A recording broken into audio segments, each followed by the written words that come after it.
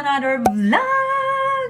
Ayan guys, kagagaling ko lang pa sa Denison. And alam nyo naman, pag pumupunta akong Denison, kung ano-anong nabibili ko. But anyway, pumunta lang akong Denison because of the pick-up ng TV, which is siguro, nakita nyo na on my previous vlog. Yan. Tingnan nyo guys, may ano ako dun, very interesting kwento ako regarding sa TV ko na ang daming pinagdaanan. But anyway guys, ngayon i-share ko lang sa inyo yung Walmart things that I got. Most of these things are food and probably 1 month mahigit na naman siya. Actually, hindi pa dapat ako due na mag-grocery kasi mag 1 month pa lang yun ng previous grocery ko tomorrow. Pero dahil nandun na lang din naman ako, nag-grocery na ako. So, baka hindi ko alam kung mag-grocery pa ako nito sa January or whatsoever. So, tingnan natin guys. Eto, nag-imbak na ako ng medyo madami na 220 something or na 200 plus na naman ako. Kasi ang mahal din ng skincare. Pero most of these things are food. Kasi nga, winter na guys. Ayoko na, ang hirap na yung day off ko, baka mataon na ang day off ko is nag-i-snow. Ayoko na nagte-travel na nag-i-snow. Kasi, number 1, ang lakas ng hangin dito para laging bumabagyo. Number 2, madulas ang daan pag nag-snow. So, nagano na ako ng madaming pagkain para, you know, just in case. Though may grocery naman dito na malapit, pero mas mura kasi sa Walmart. Napakasosyal lang naman kasi dyan. Eto guys, so first thing here, bumili ako guys ng mga, ano ba to? Frozen meals, ayan siya. Ito, dadalhin ko lang naman siya sa hospital kasi kung minsan, grabe, hindi ko alam. Kahit nag-dinner ako, gutom na gutom ako sa hospital, guys. Hindi ko alam kung siguro dahil sa work. Tapos 12 hours din naman. So, kung kakain ako dito sa bahay ng 5, sa mga alas 12, alauna, ganun, gutom na ako. Feeling ng katawan ko magla-lunch na ako kasi yun nga, yung oras ko talaga iba. So, bumili na ako ng mga frozen meals para ano lang, i-microwave lang. So, yan. Fettuccine Alfredo. And then, another fettuccine Alfredo. Tapos, ito naman, guys, is corn. Frozen din yan na corn, guys. Ilalagay ko siya sa beef. Ganon. Yung parang bulalo. Parang something ganon. And then, bumili din ako ng lima beans, which is patani, diba? Nakita ko kasi yung pamangkin ko sa Hawaii, kumakain ng adobong ganito. Sabi ni tita ko, meron daw sa Walmart. Kaya nahanap ko talaga kung saan ako pwedeng kumuha. Next naman here, guys, is the party size na Oreo. Bumili ako ng 2. Alright, so next naman dito, guys, are the canned goods. Ayan. Kasi nga, di ba, syempre, at least hindi siya madaling masira. So, I got here the pineapple tidbits from Dole. Dole? Namiss ang Dole. Dole, ayan. Kasi gusto ko ng chicken, pininyahang manok. Ayan, and then I got here tomato sauce. Kasi gusto ko din gumawa ng kaldereta. Wow, tomato paste, condensed milk. Ayan, corned beef hash, 2 yung binili ko na ganito. Hindi, yung isa nandun, nahulog siya kasi nabutas yung supot. And then next here guys are kung napapanood nyo yung mga previous vlogs ko, alam nyo na lagi akong bumibili ng ganito. This is the sardines in Louisiana. Ito yung maanghang. 2 yan. And then, sardines in water. Wala naman na yung sardines in oil nila. Nagustuhan ko yun, guys. Sana pala madami akong kinuha nun. Yun talagang, basta perfect. Gusto ko yun. And then, chicken Vienna sausage. 2 lang yung binili ko kasi meron pa naman ako dito. Pangdagdag lang talaga yan. Nor cubes na chicken. Tapos, nor cubes na beef. Buti may beef na sila ngayon. Kaso wala silang ganito kalalaki na beef. Yan. And nasama dito is scotch tape kasi gagamitin ko pang balot ng pang-exchange gift namin. Ito guys is sharp cheddar na from Kraft. Ayan. Shredded na siya. Ilalagay ko siya sa aking mga salad kasi gusto ko yung Garden Chef salad. And then, carrots para sa lulutuin ko na pansit sa Pasko. Sa Pasko. Hindi ba naman, basta kung maubos ko to, if ever, meron pa naman grocery store dyan na malapit. I got onions, though madami pa akong onions. Pero 'di ba sabi ko nga kasi baka hindi na ako mag-grocery ulit sa January or something. Basta ayoko sa winter mag-drive. And then here, junk foods naman tayo, guys. Ito, I got here popcorners. Ayan, popcorn in sea salt. Pero naka-triangle siya. Ito kasi yung nakikita ko sa cafeteria namin. So, bumili na ako. And then another one here is the white cheddar. Alam mo, wala man lang sila dito na yung maliliit na portion. Ito na yung pinakamaliliit nilo. Tapos, ito guys, maliit na Cheetos na puff. Ayan. Actually, nakita ko lang tong mga to sa may counter na malapit. Sa may self-checkout malapit. Ayan. So, tapos bumili din rin akong Doritos. And then, another Doritos na spicy ranch. Titikman ko lang. Hindi ko alam kung anong lasa niyan. And then, bumili ako ng isang malaki na Cheetos. Kasi, hindi ko alam na may maliliit pala sila. And then, this one is the Cheetos na malaki, na puff. Ayan. Itong dalawa kasing to, nakita ko siya sa may aisle talaga. Tapos, ito lang dapat yung bibilhin ko. Pero dahil nakita ko yung mga maliliit dun sa may self-checkout, hindi ko naman na maibalik yan. Ayoko na mag-iwan dun, parang wala lang. Ayoko nang mga ganun. Yung nag-iiwan lang ng kung ano-ano sa mga shelves. Cheetos na Flaming Hot.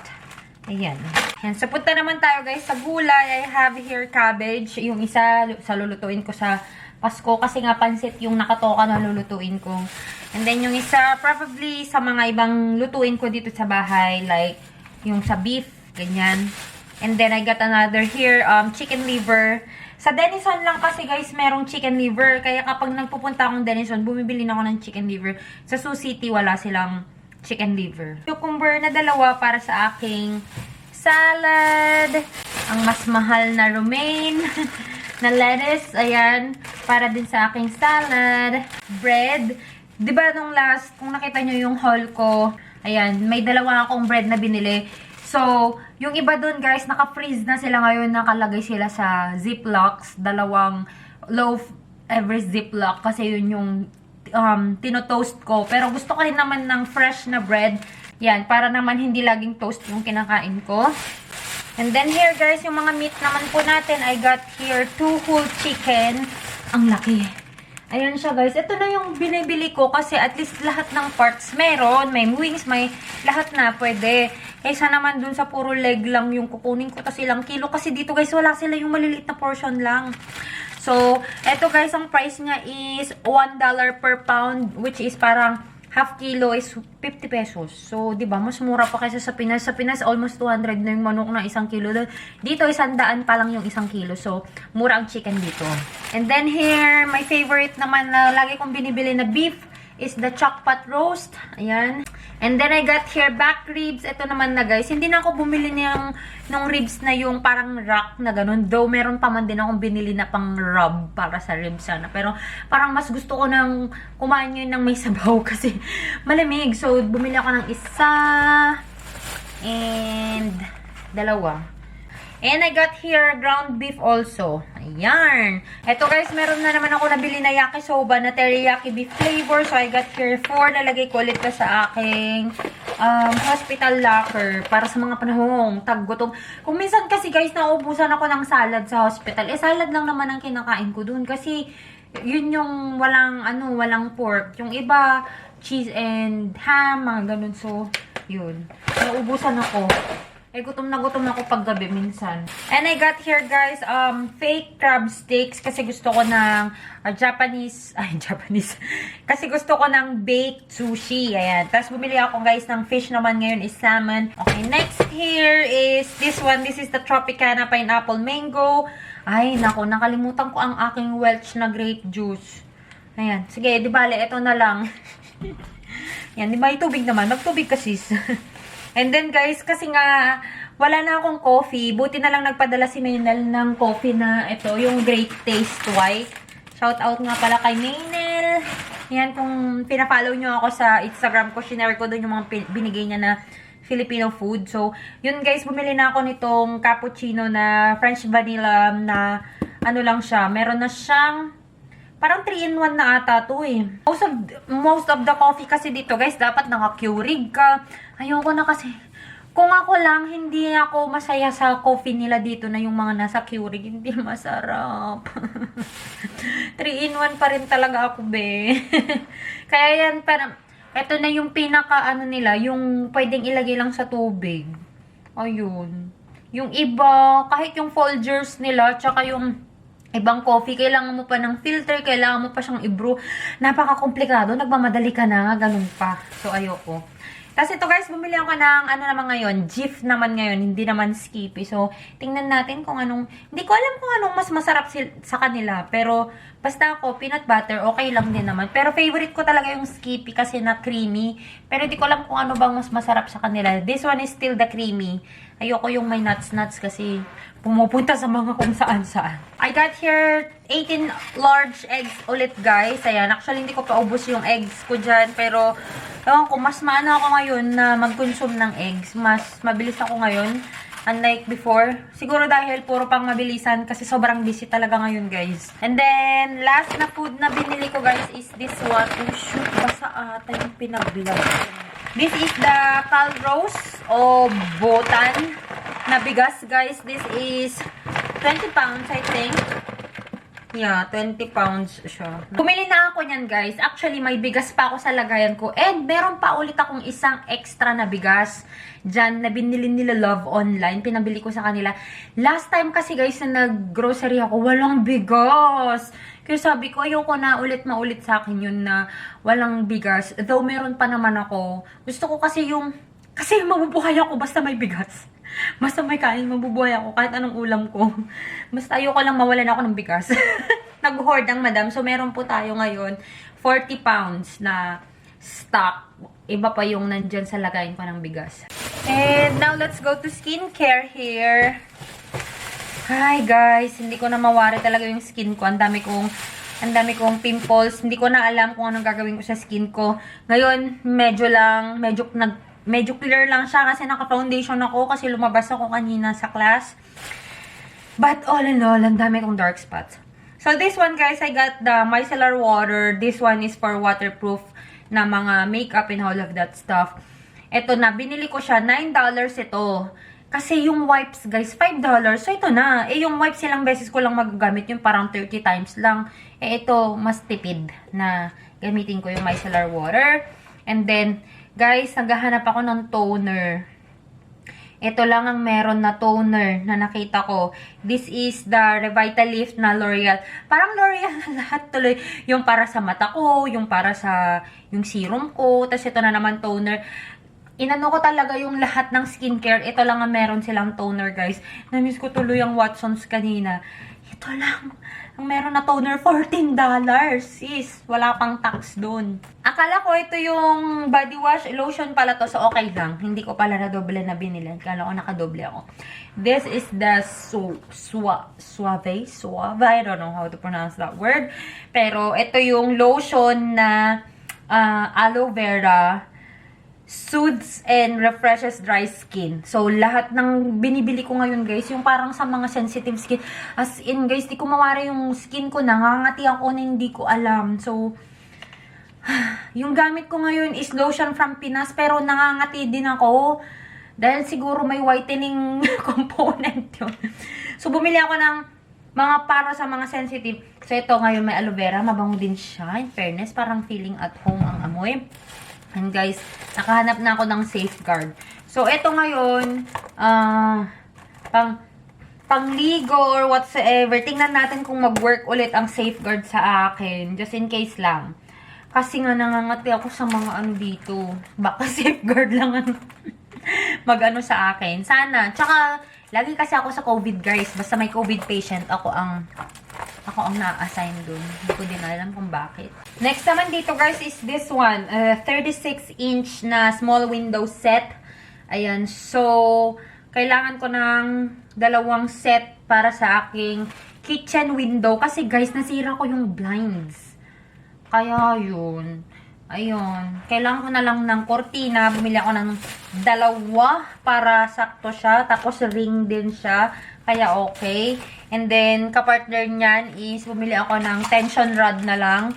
Ilalagay na lang natin to bukas. Tension rod para, kasi Diyan nga, dahil blinds, iba yung lagayan. So, bumili ako ng tension rod para dito. Ayan, mga babaeng mag-isa. Ayan, dapat alam nyo yung mga yan, kung ano yung tension rod.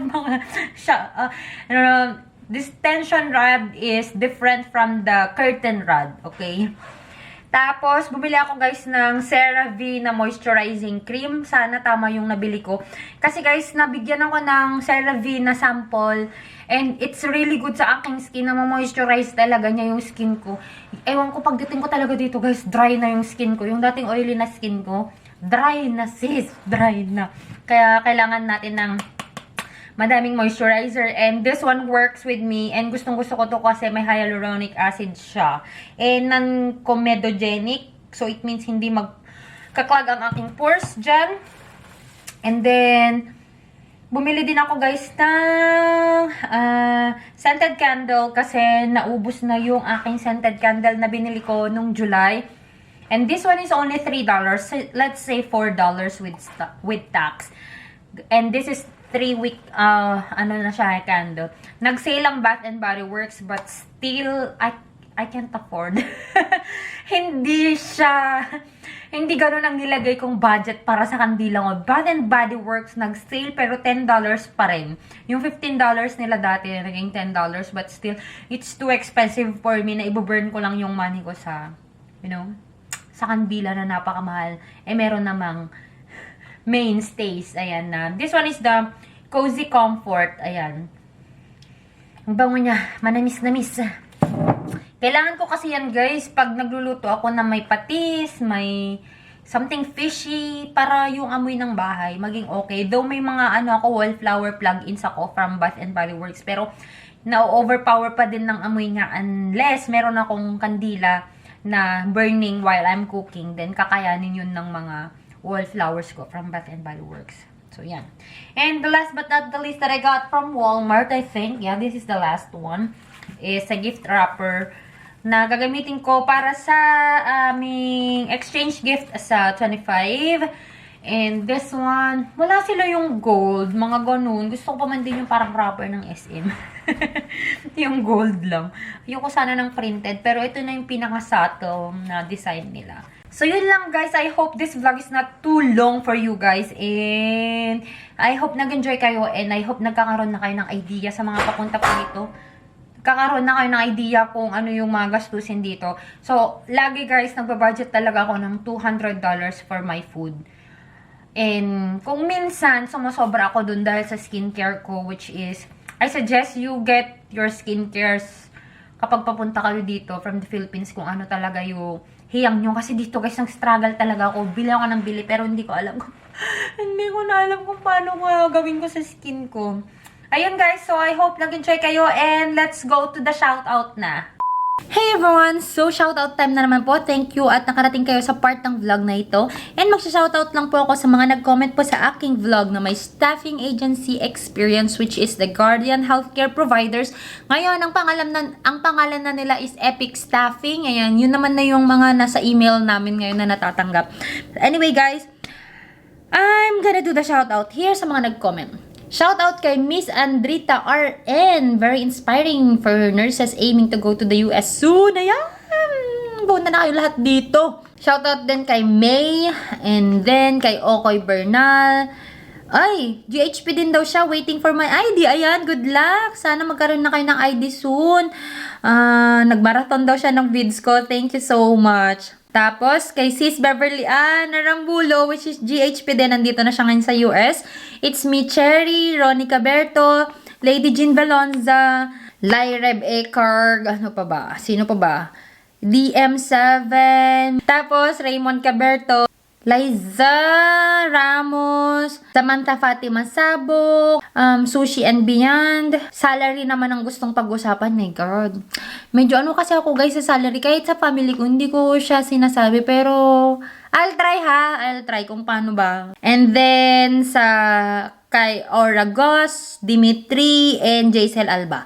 Ayan guys, thank you so much everyone for watching this vlog and I hope you enjoyed watching and I hope you learned something from this vlog. And sana ma-inspire kayo lagi sa panonood ng aking mga vlogs. And until then, if you haven't subscribed to this channel yet, please subscribe. And if you haven't followed me yet on my Instagram and on my Facebook, the name is Mia and I'll talk to you guys on my next one. Bye!